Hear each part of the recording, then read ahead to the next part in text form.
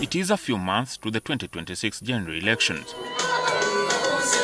As in the past several elections, the campaigns will be punctuated with commitments of stamping out corruption, a vice that has eluded the National Resistance Movement government for 39 years. People, even in my office, take bribes from people to bring people to see me. Can you imagine? A scientific study conducted by the Inspectorate of Government in 2022 about the cost of corruption estimated that 9 trillion shillings is lost annually to the vice. Things are not getting any better as of now, reflected by the 2024 annual crime report, which shows that the economic and corruption cases shot up by 13,000 cases, down from 12,000 cases in 2023. This represents a 1.6% jump in registered cases. Top of the list of economic and corruption cases is the crime of obtaining by false pretenses, closely followed by cyber crimes, counterfeiting, abuse of office and embezzlement. You and I who are not corrupt adore people who are corrupt. You know them. You and I who are not corrupt even know this one. There's no means he could have got the money he's coming to campaign with, but you take the money. Despite the existence of multiple anti-corruption agencies, there is little appreciation that the government is doing enough to eliminate the vice. The script has always been that they are arrested, there are investigations here and there, but convictions are rare. Either they are taken to court and the evidence is kept behind, or something happens, maybe negotiations in the background, and you never see these cases coming to light. As if to take away the doubts about the government's determination to fight corruption, the 4 members of parliament and senior officials at the Ministry of Trade and the Finance Ministry were nabbed and arraigned in the courts of law on corruption-related charges.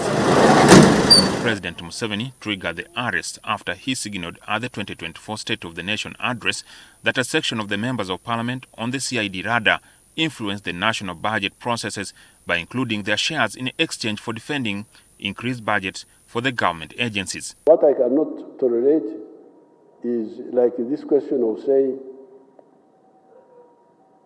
we give money to this ministry, but we take a percentage of it as individuals. This is dishonesty. Those who have been through the judicial process include the Lwengo Woman Member of Parliament Sise Namuju, Busiki County MP Paul Akamba, and Bunyole East Member of Parliament Yusuf Mutembuli.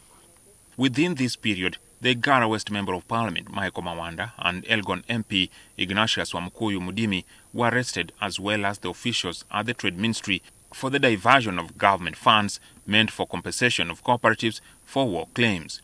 Also, 9 senior officials at the Finance Ministry are battling corruption charges over 60 billion shilling heist at the Treasury. But we want to assure Ugandans that we are going to deal with these cartels. Regardless of who you are, how much money you own, the day we land on you, you will go to Luzira. Do these latest series of high-profile arrests reflect an awoken commitment by President Museveni to stamp out corruption?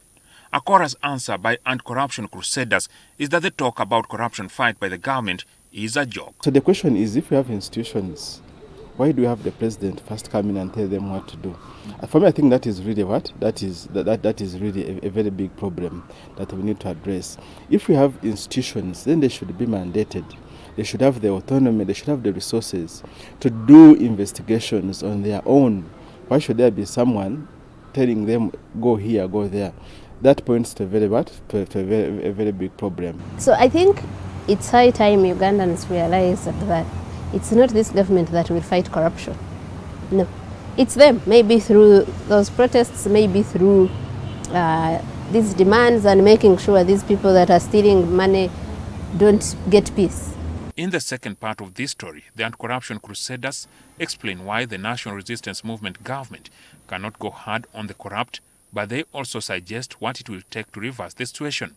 Jackson Onyango, NTV.